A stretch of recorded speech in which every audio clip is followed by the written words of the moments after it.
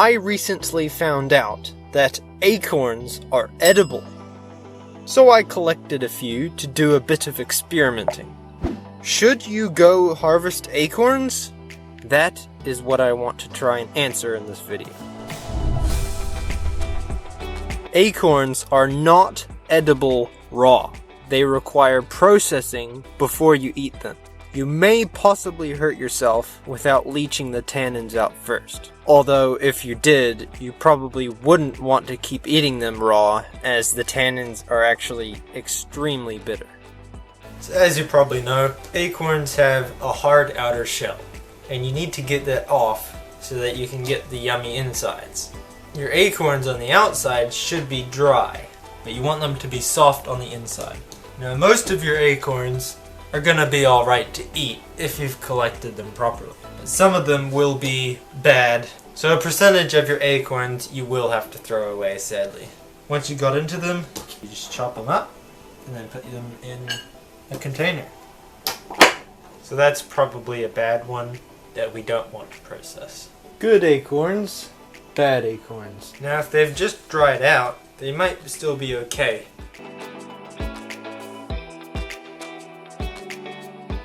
I have a few acorns processed here. Now it's time to dry them. Some of these are already dry, like I said, and that's perfect. You don't need to do anything with these yet. But if you have wet ones, like the rest of these, they need to be dried as well. I want to try this batch in the oven on fan bake with the lowest heat, and we'll see how that goes.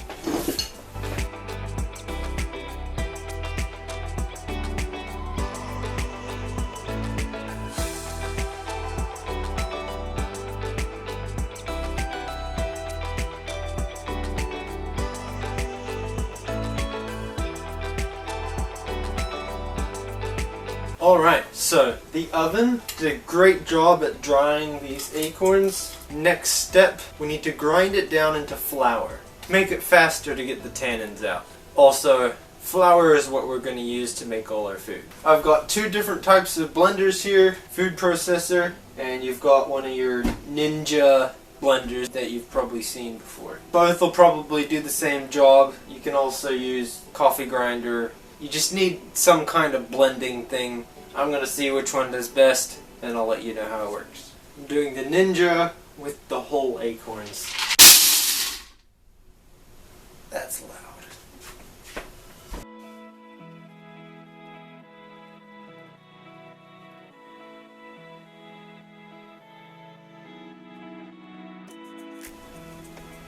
That looks pretty good to me.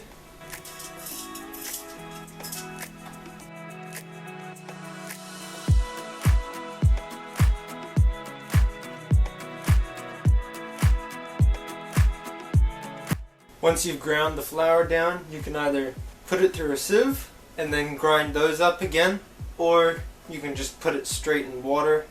You're going to want to put it in a large bowl. Doesn't have to be clear, just needs to hold a lot of water. And you put your acorn flour into the bowl, then you cover it with water, probably all the way up to the top. You're going to want to let the flour settle to the bottom, put it in the fridge. You want to remove the water once it looks dark. Then you put more water in, stir it around a bit, and you're just going to keep removing that water until it looks clear, or until your flour doesn't taste bitter anymore. And that's just going to release the tannins. It can take up to 3 days for you to fully get rid of your tannins. Some acorns lose them within a day or two, and then after that, your acorns should be ready to make into whatever you want.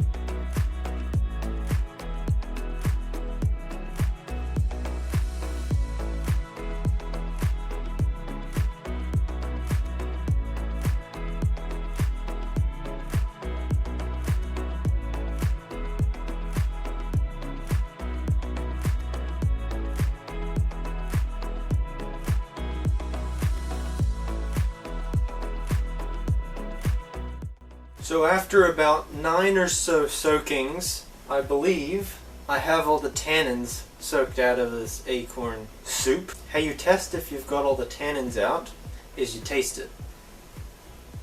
You just get a little bit and then you eat it.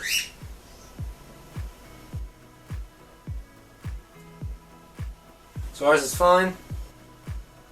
If it's bitter at all, then you still have tannins in it. If it doesn't taste bitter, then start making things out of it.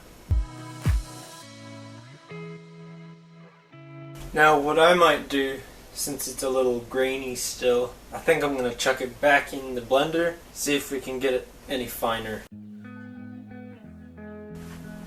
That feels a lot smoother now. Now that we have this bowl of acorn flour, what we need to do is remove all the liquid from it. So I have this, which is a rag and a tall bowl or cup. I'm going to try and put this acorn flour into here, and hopefully the water will drip out and we can remove the somewhat dry acorn flour, and then we should be able to use that once it's all done. Now this may take a bit of time. Make sure it's a clean rag if it is a rag. A good clean towel is what you want. I'm just going to let that sit for now. Alright, it's time to make some bread. I'm going to make 3 different versions of bread to see which one tastes the best. I'll explain in depth once I make them what's exactly inside them. This is going to be the curry bread, this will be the cinnamon bread, and this one will be the test without any spices. We have all our ingredients here. I will use coconut oil to re-add the oils in, and an egg as a binder. One of them will get some extra flour added in, just to see how that works. Pretty sure that one's going to be the best. Acorn milk as any liquid, and we're going to use baking powder in all of them, trying to get them to fluff up. Okay, let's start with the curry bread. Get our bowl. Wet flour in, curry powder, baking powder, almond flour, some coconut oil, egg. Then I will grab a tray lined with baking paper. I am going to stick a cashew on top to say it's curry. Cinnamon bread. Cinnamon. Nutmeg. 1/8 of a teaspoon of baking powder. A bit of coconut oil. This one is going to get a bit of white flour. Egg. This one is going to get some chia seeds. And finally the plain one. This one's just going to get a bit of salt. Baking powder, chia seeds, coconut oil, egg. This is now ready to go in the oven. Put it at a reasonably high temperature to get it to bake well.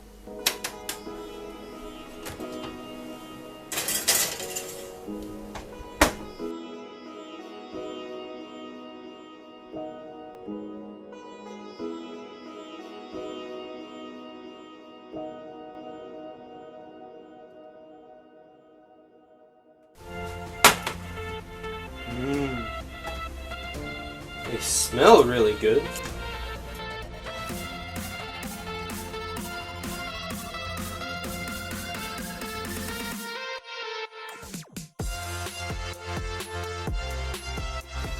Well, I guess there's nothing else to do but taste it. Here we go. I believe this is the plain. And that's actually not bad at all. Let's go for the curry. Looks pretty good on the inside. A bit dense. This one had almond flour in it as well. That's actually pretty good. Let's go for the cinnamon bread. Good cut. Now this one had normal flour in it. They all kind of taste the same. They're good. I'll give them that. Not bad bread.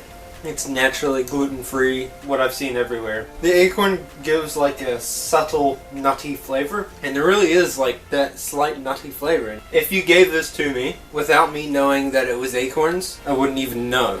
I think our cinnamon bread is the winner.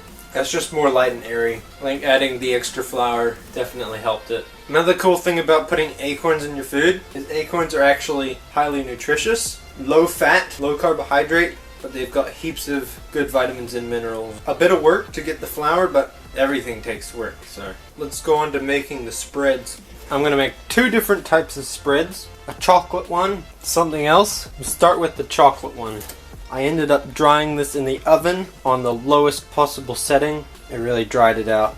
Cocoa powder. Adding any sweeteners is optional. I'm going to leave that out because I would rather not have the added sugars. It's totally fine if you want to. Some coconut oil.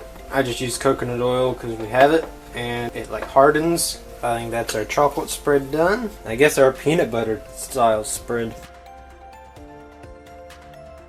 Let's toast some bread.